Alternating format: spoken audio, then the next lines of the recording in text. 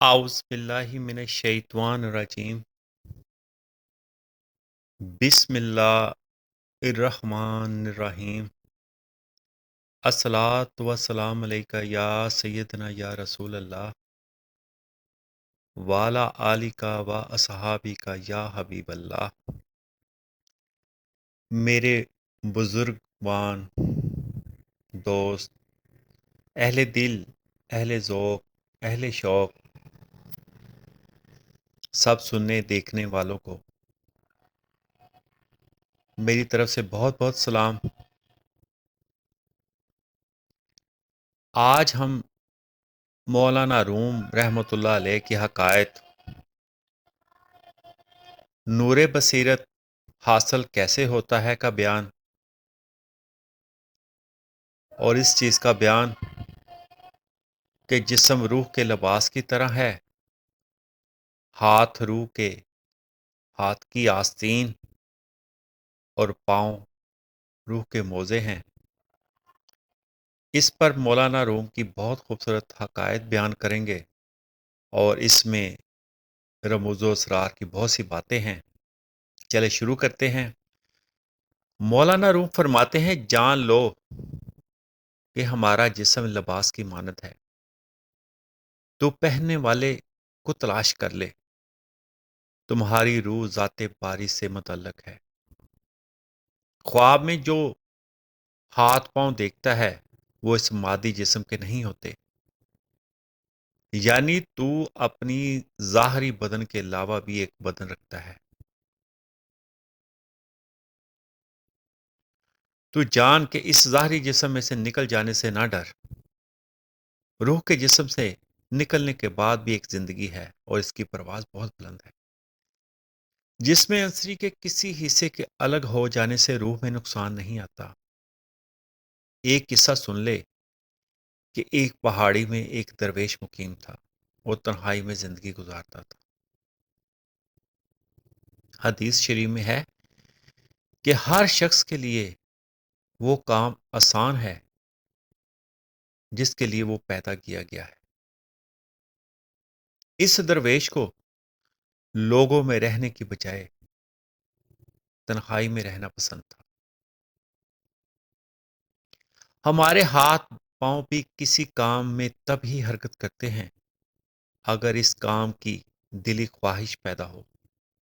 इसी तरह आलम बाला की तरह मिलान सादत की अलामत है और नेक कामों के सादर होने का सबब बनता है। दुनियावी कामों की तरह मिलान तबाही का सबब है। अक्लमंद वो है जो तबाही से पहले तबाही के इसबाब की इस्लाह कर ले। जाहल तबाही के बाद रोता है जो बेसूद होता है। दुनियावी जिंदगी में आखरत की रुसवाइयों से निजात हासिल कर ले तो हशर में नदामत से बच जाएगा। इसमें मौलाना रूम एक बहुत खूबसूरत वाकया बयान करते हैं कि एक साहब एक सुनार के पास आए कि तराजू दे दो, मैंने सोना तोलना है। इसने जवाब में कहा, जाओ मेरे पास छलनी नहीं है। इस शख्स ने कहा, मजाक मत करो, मैंने कांटा मांगा है। तुम छलनी की बात कर रहे हो, क्या तुम बहरे हो? सुनार बोला, मैं ठीक बात कर रहा हूं, बहरा नहीं हूं। शख्स कहने लगा, मैं तुझसे सोना तोलने के लिए कांटा मांग रहा हूं और तुम छलनी और झाड़ू की बात कर रहे हो। अगर ये मजाक नहीं है तो क्या है? सुनार बोला, मैं मजाक नहीं कर रहा, हकीकत बयान कर रहा हूं। तुम एक बूढ़े आदमी हो, तुम्हारे हाथ लरजते हैं। सोने की कतरें तोलते वक्त जमीन पर गिरेंगी। तू इनको इकट्ठा करने के लिए, सोने के लिए झाड़ू मांगेगा। फिर इसमें मट्टी मिल जाएगी जिससे तू अलहदा करने के लिए छलनी मांगेगा। मैं पहले ही सारी बात समझ गया हूं और तेरे मामले का इंजाम मुझे नजर आ गया है। मैंने इस कदर मद्देनजर रखते हुए जवाबात दिए। जो इब्तदाए कार को देखे और इंजाम पर ना नजर रखे वो अंधा होता है। کیونکہ میں نے تمہیں دیکھ کے تو اندازہ لگا لیا کہ آگے کیا کیا ضرورت پڑے گی۔ چونکہ زندگی کا دار و مدار آخرت پر ہے اور بادشاہی کا انجام بھی اس دنیا سے خالی ہاتھ جانا ہے، تو درویشی بادشاہی سے بہتر ہوئی۔ پہاڑ پر رہنے والے درویش نے عہد کیا تھا کہ وہ کوئی پہاڑی میوہ توڑ کر نہیں کھائے گا۔ مولانا روم اس درویش کا قصہ بہت حکمت سے بیان فرماتے ہیں، اور اس میں بڑی حکمت کی بات ہے۔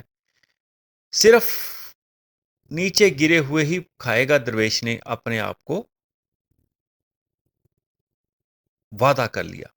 ایک زمانے تک وہ اپنے اس عہد پر قائم رہا، لیکن اللہ کی طرف سے آزمائش کا وقت آ پہنچا۔ اس لیے عہد کرتے وقت ہمیشہ انشاءاللہ کہہ لیا کرو تاکہ آزمائش سے بچے رہو۔ اللہ نے فرمایا، میں دل میں خواہش پیدا کر کے تمہیں آزماتا ہوں۔ پرندہ جال کو دیکھتا ہے لیکن پھر بھی جانتے بوجھتے لالچ میں جال میں پھنس جاتا ہے۔ قضائے خدا بندی پوشیدہ ہے اور صرف اس کا اثر ہی ہمیں اس سے واقف کراتا ہے۔ اسی طرح عشق کا معاملہ ہے۔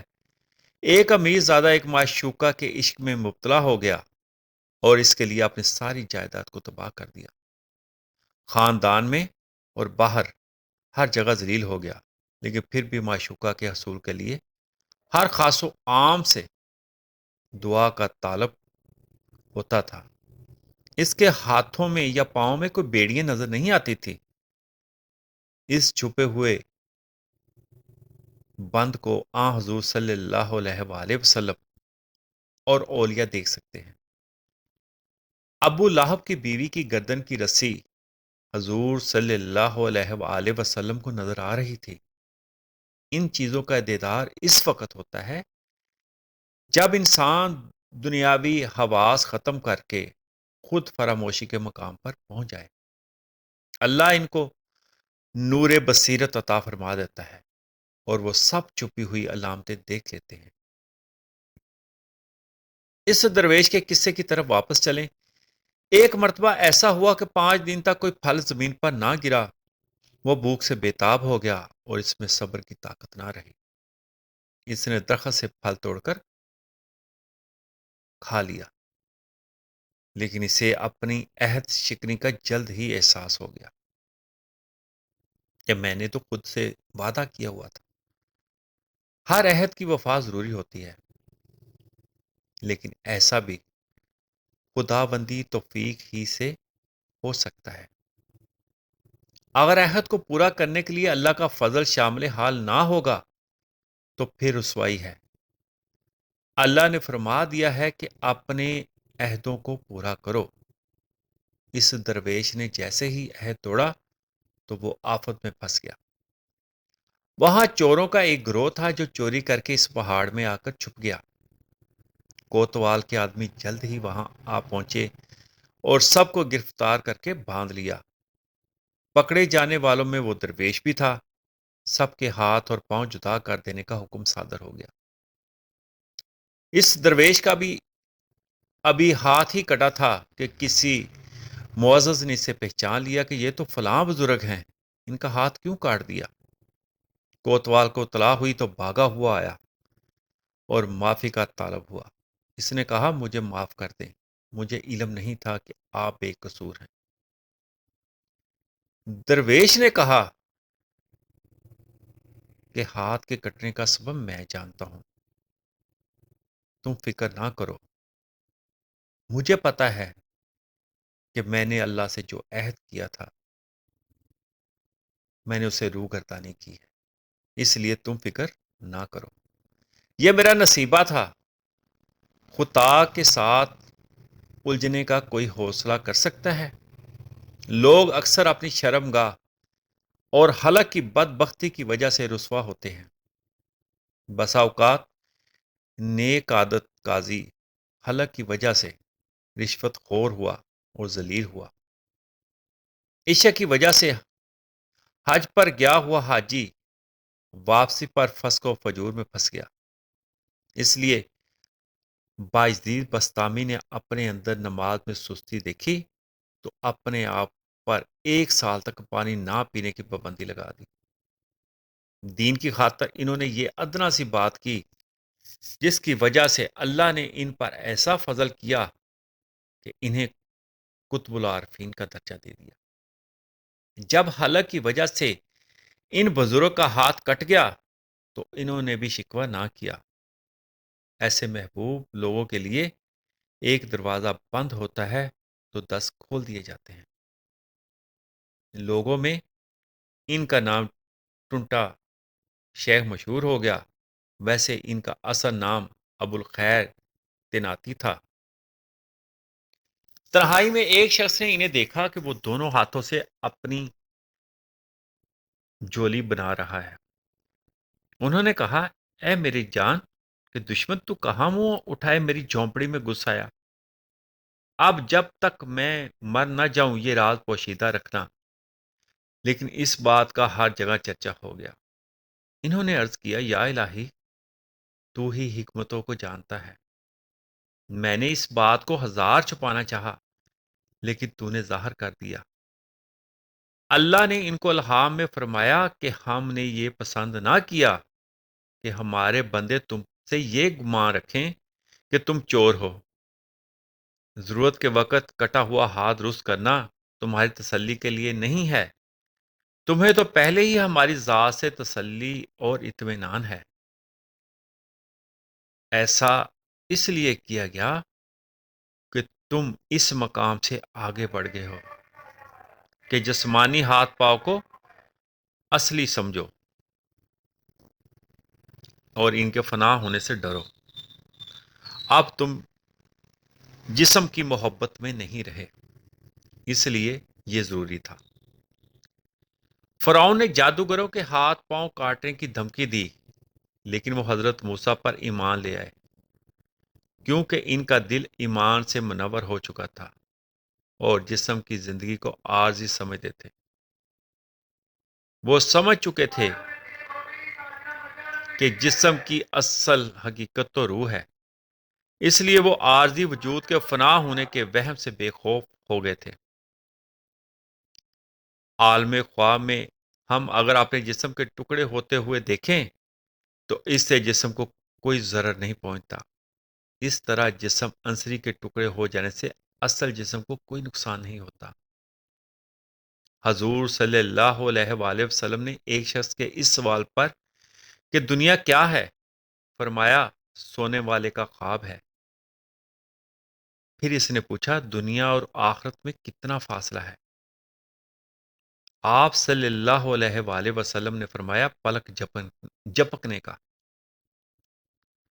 اور حضور صلی اللہ علیہ وسلم نے فرمایا کہ لوگ نیند میں جب مریں گے تو بیدار ہو جائیں گے۔ عالم دنیا اور اس کے موجودات سب وجود باریک کے سایہ ہیں۔ انسان حالت خواب میں دیکھتا ہے کہ وہ بیدار تھا اور اب سویا ہے، تو جس طرح خواب میں خواب کو دیکھتا ہے اسی طرح اس عالم کی بیداری اور خواب کو سمجھو۔ خدا اس جسم کا بنانے والا ہے، اگر وہ اس جسم کو فنا کرتا ہے تو جب چاہتا ہے پھر بنا دیتا ہے۔ اس لیے جن کو چشم بصیرت حاصل ہوتی ہے وہ دنیا کے خطرات سے نہیں ڈرتے۔ مولانا روم خچر اور اونٹ کی مثال دے کر فرماتے ہیں، خچر نے اونٹ سے کہا کہ سفر میں اونچے نیچے راستوں پر میں منہ کے بل گر جاتا ہوں، لیکن تم آسانی سے گزر جاتے ہو اور نہیں گرتے، اس کی کیا وجہ ہے؟ اس نے جواب دیا کہ میں پیش بینی سے کام لیتا ہوں اور گردن ابار کر دور تک دیکھ لیتا ہوں۔ تیری نظر بالکل تھوڑے فاصلے پر ہوتی ہے، انجام پر نہیں۔ اہل اللہ اور عوام کی مثال اونٹ اور خچر کی سی ہے۔ اللہ جب شکم مادر میں بچے کو پیدا کرتا ہے تو اس میں غذا کے اجزاء کو جذب کرنے کی طاقت پیدا کر دیتا ہے۔ اسی طرح روح میں بھی اجزاء کو جذب کرنے کی قوت عطا فرما دے گا۔ انسان جب نیند سے بیدار ہوتا ہے تو اس کے حواس فوراً واپس لوٹ آتے ہیں۔ اسی طرح حشر میں اجزائے بدن فوراً لوٹ آئیں گے۔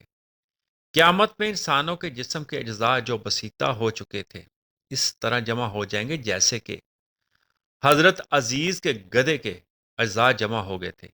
حضرت عزیز ایک مرتبہ ایک ویران بستی کے پاس سے گزرے تو انہوں نے اللہ تعالیٰ سے عرض کیا کہ تو اس کو کیسے بات کرے گا؟ تو اللہ نے ان پر اور ان کے گدھے پر فوراً موت طاری کر دی۔ 100 برس تک وہ مردہ حالت میں رہے تو پھر ان کو زندہ کر دیا۔ اللہ اپنی حکمت دکھانے کے لیے انبیاء، اولیاء عزائم اور ان کے برگزیدہ بندوں کو ضرور بصیرت کے ذریعے سب کچھ عطا کرتا ہے۔ اس عرصے میں گدھا بالکل گل سڑ چکا تھا۔ حضرت حق نے ان کے سامنے اس کے جزا کو جمع کر دیا اور وہ پھر زندہ ہو گیا۔ تو فرمایا کہ اس طرح میں اس بستی کو آباد کر دوں گا۔ حضرت حق کا انسانوں کا سا ہاتھ نہیں ہے۔ انسان جب سوتا ہے تو اس کے ہوش و حواس جاتے رہتے ہیں، لیکن انسان سونے سے نہیں ڈرتا کیونکہ اسے یقین ہے کہ بیدار ہوتے ہی وہ حواس واپس آ جائیں گے۔ اسی طرح اگر قیامت کی زندگی کا یقین ہو جائے تو انسان موت سے خوفزدہ نہیں ہوگا۔ مولانا روم رحمۃ اللہ علیہ نے اس حکایت میں بیان فرمایا، یہ جو ہمارا ظاہری جسم ہے یہ لباس کی مانند ہے۔ کس کا لباس؟ جو اس کی روح ہے۔ یہ جو اس کے ہاتھ ہیں روح کے ہاتھ ہیں۔ اس لیے اس کے فنا ہونے سے کبھی نہیں ڈرنا چاہیے اور اپنی حقیقی زندگی کی طرف راغب ہونا چاہیے۔ شکریہ۔ اللہ ہمیں سمجھنے کی توفیق عطا فرمائے۔ آمین۔